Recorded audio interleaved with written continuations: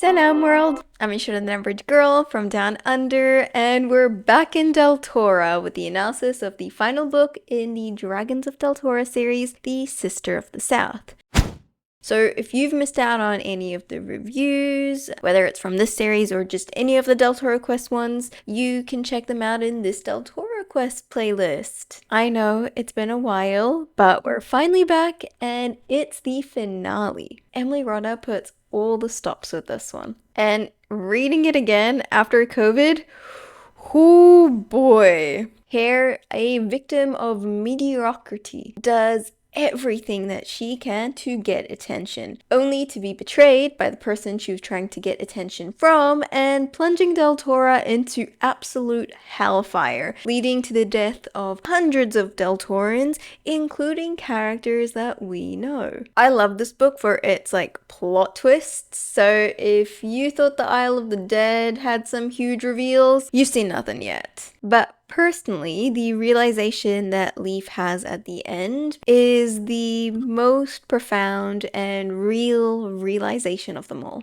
It recontextualizes the entirety of the three series, making it a shift from this conventional childhood fantasy story to an analysis of the nature of the world itself. But for now, let's talk stories.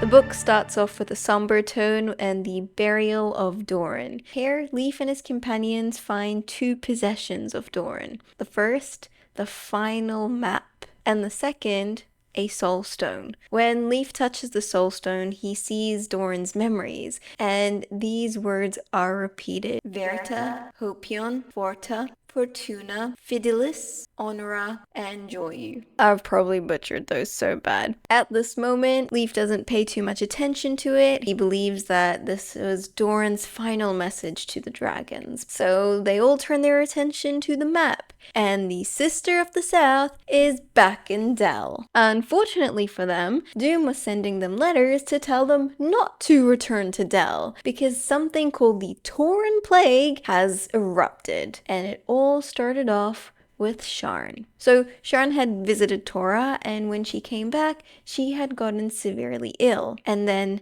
the illness continued to spread. People started believing that she had brought it over from Tora, hence the name, the Tauren Plague. Now, Doom was actually doing pretty good in trying to contain this Tauren Plague. Everyone was wearing masks, people weren't leaving their houses unless it was absolutely necessary. They were handing out food to people instead of having people intermingle in markets. So I'm pretty sure that a lot of political leaders during COVID would really approve of Doom. But anyways, Leaf also gets a letter from Joseph, and the letter was asking Leaf to return to Dell urgently because Joseph needed to speak to him. Leaf uses some of the Dream Spring water to go and visit Joseph. He sees the poor man ill, poring over maps with rulers. He's muttering to himself and calling upon his new assistant, Paff. Paff was a replacement for Ranesh.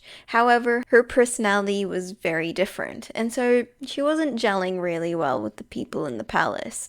She was shy, timid, and quite clumsy, to the extent that it irritated Doom and made Paff very afraid of him. This, in combination with the fact that Joseph was ill himself, was making things quite difficult and strained between Joseph and Doom. All not good signs at the moment. So unfortunately for Doom, the quest and Joseph required the trio to return back to Dell. When the trio reach Dell, they see that there are these propaganda posters everywhere telling the people of Dell that Tora is out here to get them, that they are planning to destroy Dell, destroy the king, so that Marilyn's unborn child will take the throne. Unfortunately, many of the people were believing this propaganda, which made it extremely dangerous for Taurens to come along. And if Leaf truly did catch something,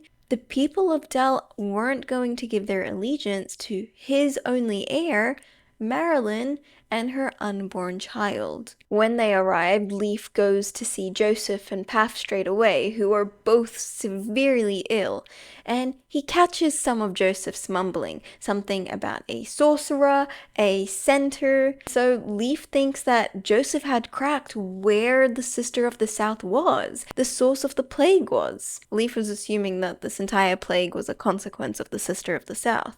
And this is when our trio get attacked by this two-faced beast. Essentially, it's like this black goo that had a face where on one side it was a hound and on the other side a bird. And then this beast creates these spikes to attack them with. And the beast quickly made do with Barda and Jasmine and was in the process of suffocating Leaf, and that is when he calls out to the topaz dragon, who swiftly comes and burns this black slop away. Unfortunately for the topaz dragon, he wasn't very welcome in Del. Glathon ends up attacking it, accompanied by the palace guards, and the beast takes the opportunity to run away between the grout. Leaf eventually stops the attack, but unfortunately, the damage has already been done. Leaf finally goes to see his poor sick mother, and he realizes that this wasn't a plague.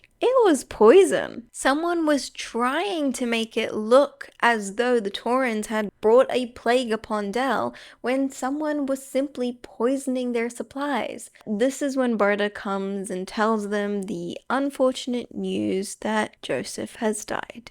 This infuriates Leaf because he was unable to speak with him and get to know what he so desperately wanted to tell him. So now they had to have a meeting. Luckily for Leaf, it wasn't just Glathon who just happened to be in the palace.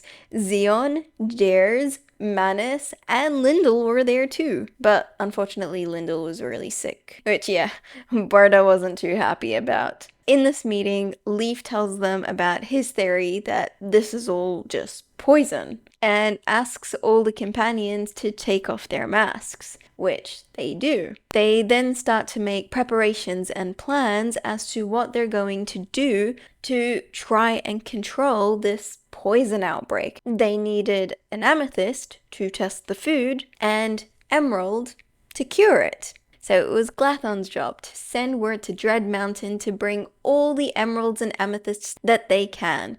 All the other gems had a little bit of the power of the 7 gems of Deltora, just not to the same extent. Now that Joseph is dead, Leaf was putting his hope on Paff, that hopefully he had spoken to her about what he urgently needed to tell him, so their priority was to heal Paff. Another thing that they needed to deal with was the propaganda, so they needed to send letters out to tell everyone that there is no plague. And that was Barda's job, to get the palace guards to be the ones sending out the news, not to blame the Taurans for this outbreak. And as for Manus, well, he was going to pore over maps and maps of the palace with Leaf to try and figure out where the sister could be. As the amethyst and emerald did its work on both Sharon and Lyndall, it wasn't working. And seeing as Xeon was staying in the room to look after the two, she was starting to get sick as well. This was not good news for Leaf. His theory about it being poison was slowly crumbling, and now he's backtracking to believing that, it was a plague, and he had just doomed all his friends by making them take off their masks. Renish had gotten the news that Joseph had unfortunately passed, so he had arrived to Del to make his final goodbyes. Leaf finds him in the chapel, and that's when he tells him that he should prepare Marilyn to come, because there is a plague, and he, for sure, will die with everyone. Leaf goes in an absolute panic, despairing over the prospects of having lost everything so close to the end. He decides to try and take off the belt of Deltora, but he touches the topaz, and he sees the spirits of all the late kings and queens. When that happens, Manus walks in and he tells him how hideous the podium in the chapel looks. That was recommissioned at the time of Chief Advisor Drum. The same one where all this mischief started off with.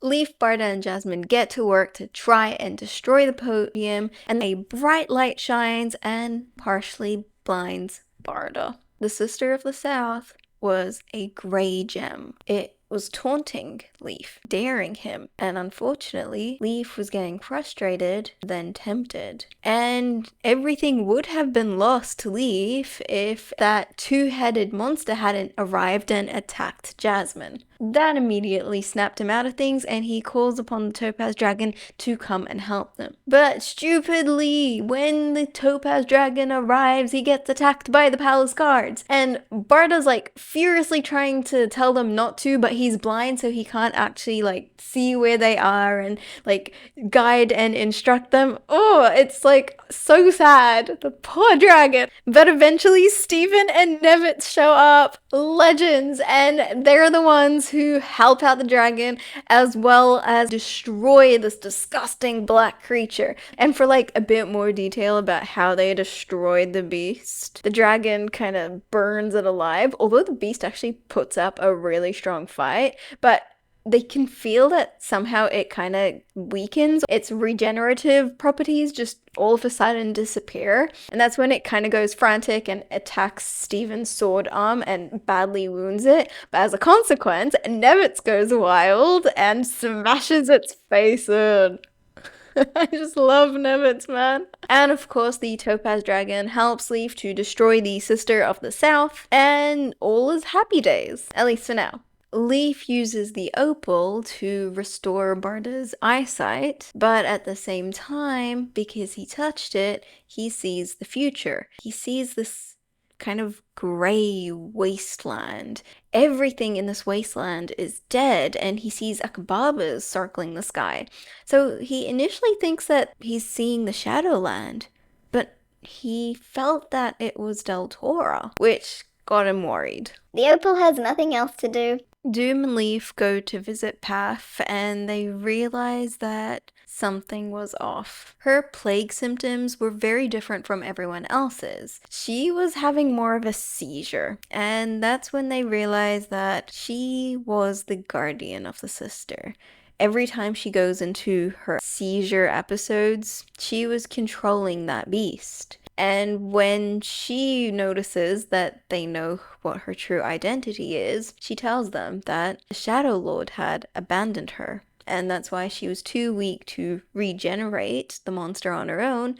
And this is what has happened. She then takes hold of the Belt of Deltora and accepts defeat. The good news though, Marilyn has arrived with food from the west. Now that the lighthouse was up and going, traders had come to Tora. But as everyone was celebrating and eating, Leaf was still not easy. He goes back to the library and looks at what Joseph was doing, and the story of the four sisters was laying out on the table. He gives it a read and realizes that they are in huge danger. So if you guys don't remember the story from the first video, basically there was this sorcerer who arrives on the island, and this island has these four sisters that would sing to each other. But the sorcerer hated anything that was beautiful and was annoyed of the sisters singing. He puts each sister on the four farmost corners of the island,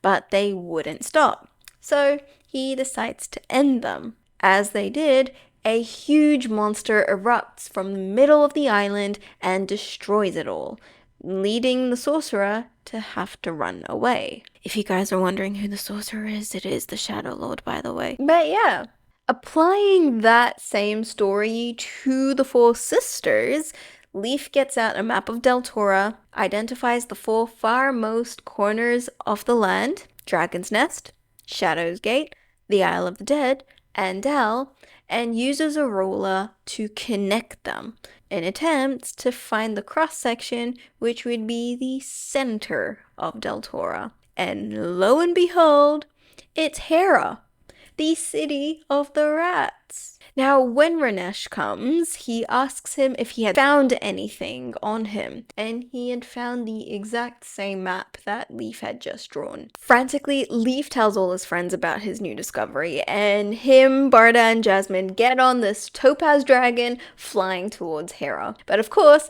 as soon as they cross into Opal territory, guess who wakes up? And he's not too happy about a dragon crossing into his territory. But Leaf has to convince him otherwise, because they could see that this huge pussy bubble was starting to grow out of the city of the rats. And then as it pops, this grey goo comes out and it's like spreading all over the land. This must have been the final boss, the monstrous creation that the Shadow Lord had put inside Deltora to destroy it once and for all. And the Shadow Lord knows this, because he's just sent his 7 Akbabas out. Unfortunately, 2 against 7 wasn't exactly the fairest odds. But that's when Leaf remembers Doran's soulstone. Verta, Hopion, Forta, Fortuna, Fidelis, Honora, and Joyu. Those weren't words, they were names. And if you remember what Virtus had told Leaf in the Isle of the Dead, if you use the name of the dragon, they would come to you instantly. Leaf calls out to all 7 dragons, and they all arrive and help to defeat the Akbabas, with only 3 surviving and retreating back to the Shadowlands. And now they had to deal with this grey oozing liquid. At this point, Doom, Jers, Lyndall, Stephen, Nevitz, Manus, Zeon, Glathon, and Zeri had all made their way to Hera. Look, I don't know how they got there so quickly, but they did. And now the 7 gems were united, the 7 dragons were united, and the 7 tribes were united. The dragons use their fire to dry out as much of this grey liquid as possible before it spreads. And the threat is finally over. Leaf apologizes to all the dragons for having revealed their names to each other, because that is something super sacred. To honor them and return the favor, he reveals his name to them. They all appreciate this, and the dragons take all the companions back to the palace. This night was celebrated every year, known as the Dragon's Night. And in the following spring, Leaf and Jasmine get married, having 2 sons and a daughter, Jared, Endon, and Anna. Barda and Lyndall get married, and they have 6 kids. And Marilyn and Ranesh's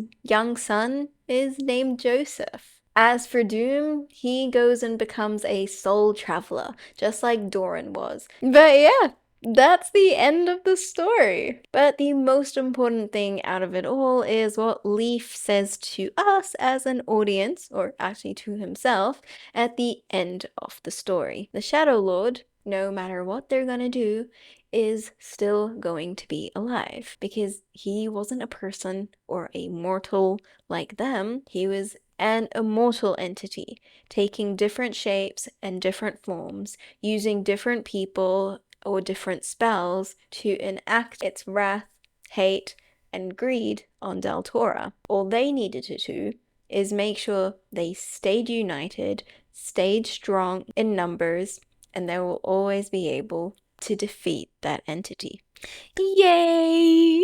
After how many things go wrong in this book, it's really nice to have an epilogue with such great payoffs. But yeah, lots of things go wrong in this book. Being the finale of Leaf, Barda, and Jasmine's adventures, it tries to tie a lot of things together, and parallels are really obvious in the plot. This book also seems very different from the other 3 books in the series. In all the other books, the backstory of the Guardian, or the villain in the case of the Isle of the Dead, was fleshed out, and it took center stage. But in this one, Paff is barely mentioned. Not only did that mean that I didn't even suspect her in my first read, the reveal of who she was very anticlimactic. She wasn't just abandoned by the Shadow Lord, but by Emily Rodda herself, intentionally. Paff is a deeply interesting character because she wasn't evil as per se, or hating something, or broken. She was just nothing.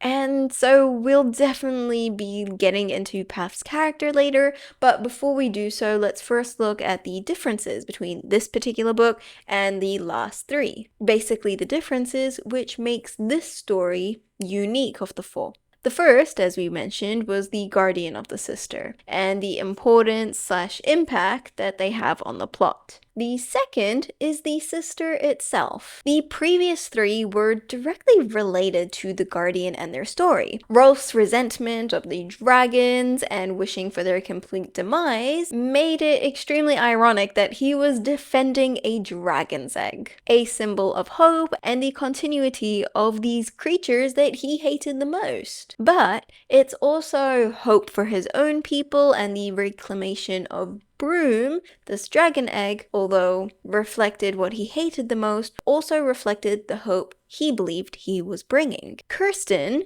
fuming by her sister's supposed betrayal, felt like that she was a snake for taking Betty from her. And so it was destined that she'd be protecting a snake with fuming red eyes. In reality, her.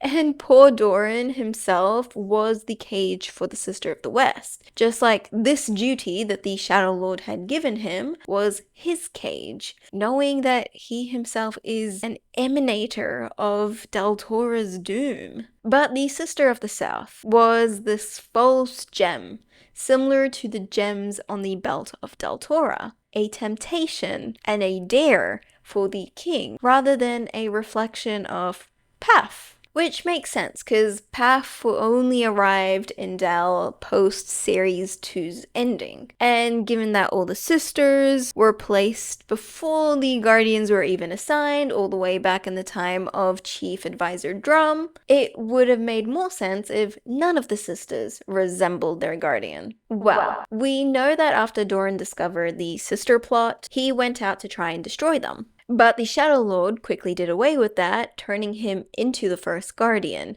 and splitting the map that he'd drawn to identify where the sisters are into the 4 pieces. Added to each piece of the map was the airy poem, so that the Shadow Lord can actually use these maps as red herrings for whoever finds them, so that they could unleash the Grey if possible. But if a person was going to go on this quest to destroy the 4 sisters, needed to feel like a quest. Hence the need for guardians. All 4 guardians were pawns. Sheep for the slaughter. The Shadow Lord hadn't taken any of them seriously. Hence the mocking forms of the sisters when the Guardian was allocated. He was laughing at them, making false promises that they just ate up in their desperation. With the exception of Doran, of course. But then again, Paff. The first map piece that our trio and Doom find was hidden in the leg of Fallow's Palantir table, not anywhere near Paff. Also, Paff had kept Joseph alive, yes, poisoning him slowly, but alive, because she wanted more information. And so these 2 things suggest that she wasn't the intended guardian of the Sister of the South. She was a substitute. A substitute because the original guardian or guardians were no longer able to do their job for some reason. The chief advisors. They were the guardians of the sister, which makes the sister appearing like a gem make a lot more sense. The chief advisors were the protectors of the belt from the real heir of the throne. That way, they can increase the weakness of the kingdom and help their master come and take control. And here, there is another gem for them to protect. A gem underneath the chapel. The chapel, which is the location where the kings and queens are put to rest. Just the subtlety and nuance. Oh, it's so good! But of course, now that the chief advisors were gone and replaced basically by Doom, the Shadow Lord needed to find another person in the palace to guard the sister, Paff. From the information that we know about her, she would probably be the last person that we would expect to ally herself with the Shadow Lord. She was enslaved by him and rescued by Leaf, Bard, and Jasmine at the end of Series 2. Then, in gratitude and in attempt to be of service, she volunteers to replace Ranesh in the royal libraries, which Joseph only accepts to take her because she is one of the few Deltorans who actually knows how to read and write. So, in the get-go, we hear that Paff is extraordinary compared to most Deltorans, with this, special skill set that she has. Yet everyone treats her less than ordinary due to her timidness. Rather than seeing the merit in her skills and intelligence, everyone was just frustrated with her personality. Now, anyone who knows their own worth would be driven insane by this, because we all believe that our skills can be useful, purposeful. But the sad reality of the world is only others can give your skills purpose, make them worth something. When they aren't purposeful, they're just hobbies. Or some people assign spiritual purpose to things so that they become independent of others' needs for them. But most of the time, it depends on others. So the Shadow Lord slips into Paff's DMs and gives her a purpose. He sees her, make her feel worthy of love and of respect, all because of her talents. All she's got to do is to prove it. And boy, the lengths that we humans go to just to be recognized by someone else. Like, girl, you didn't need to go that hard. Poisoning an entire city and making them believe that it was a plague brought to them by another tribe, a tribe that is planning to backstab them and take the royal throne, hence breaking down the entire power of the belt because it requires the unity of all the tribes. That's crazy. And honestly, Paff's character is feeling more real every day. As the world becomes more globalized and greedy, it's becoming more homogenous, and many skill sets are being set aside for more efficient and cheap alternatives. This is resulting in two things in people whose skills are being snuffed from being necessary. The first is that they either decide to go with the flow, lowering their personal standards and numbing that part of them that feels betrayed. The others choose to stand against it, attempt to make their skills relevant in this day and age, but they do that at their own cost and their own expense. It's a gamble. Sometimes it succeeds, while other times it unfortunately fails. And this is due to them needing to commoditize their skills so that it fits in the current global system. And that success solely relies on people's perception of its worth. And unfortunately, the 2019 pandemic paved the way to accelerate this process of leaving skills behind and moving to cheaper and more efficient alternatives. Gosh, this topic makes me so angry and sad at the same time. Because unfortunately, we are seeing more and more people choosing to go out like Paff when they feel like they had failed in this fight against the system. It is so tragic that this is what the world has become. It's like,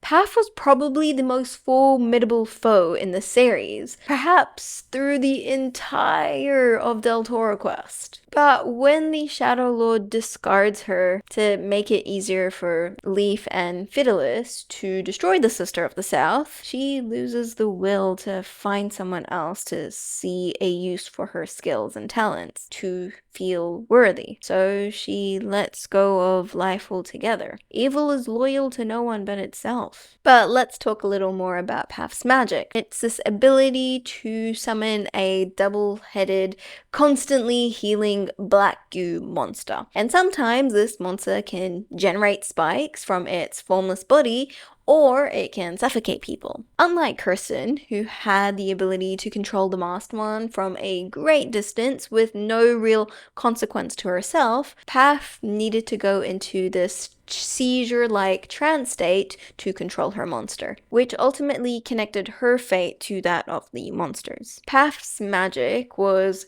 granted by the Shadow Lord, not taught. And that's important because it meant that he could take that magic away whenever he wanted. Hence, her monster being unable to heal itself in the fight underneath the chapel, which ultimately led to that monster's death. But she did eventually wake up and confess to what she'd done, as well as taking herself out by touching the belt. Something, mind you, that her beast was able to resist, because when it was like suffocating Leaf, it didn't really get affected by the belt. Her beast was stronger than she was. It was a combination of her own willed capability as well as the Shadow Lord's. But similar to all the other guardians, this monster was a mirror of who Paff was. This powerful beast which lacked in shape and form, very similar to her being highly skilled but lacking a way to showcase it. Then, if we go to its monstrous, ugly, two-faced spike form,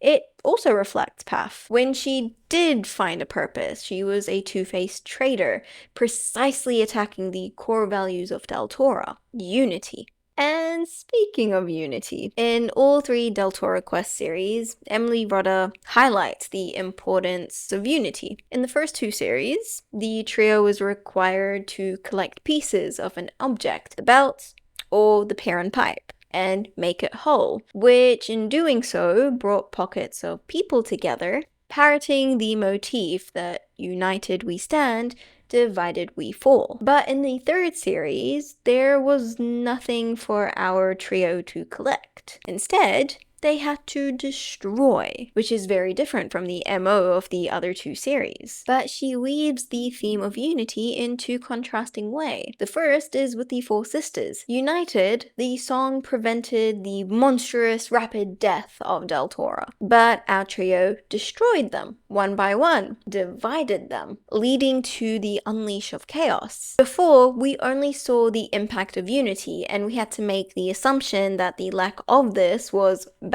The Series 3 quest was the opposite to the other two, and because it was, it led to a more horrific fate. The only way to achieve anything in this universe was via unity, thus the need to unite the gems, the dragons, and the tribes at the end all over again. And so, we get a repeat of the final boss fight of Series 1, but this time, it's with dragons.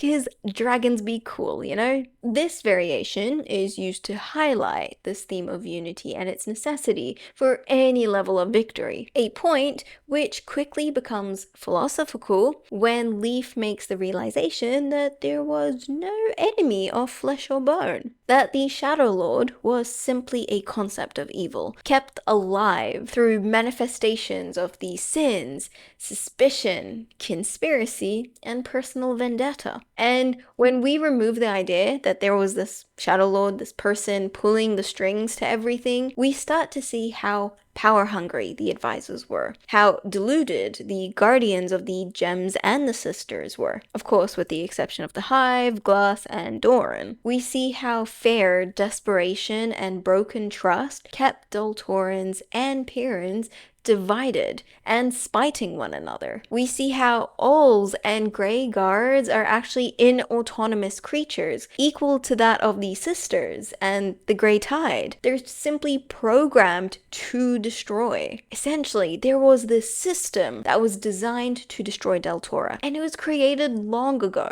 but only continues to exist today due to individuals' personal flaws, their anger, hate, lust, greed, pride, malice, laziness, and ego. You get the picture, but the list continues. There is evil inside each person that can come out whenever if that person is pushed beyond their ability to contain it. But there are things which make the process of containing our personal evil easier. The goodwill of others. Justice will help stop revenge. Love will help stop hate. Charity will help stop greed. Humility will help stop pride, and so forth. We can only see these in ourselves when we gain the strength by seeing it in others. As a whole, Deltora Quest is just one of those series that was written for both kids and adults in mind. The depth and tragedy that Emily Rodda adds to each quest highlights elements of the real world, and that stuff is just gonna go over kids' heads. But the characters and the adventures themselves will certainly draw them in. I honestly don't know if I'll ever get sick of rereading these books and,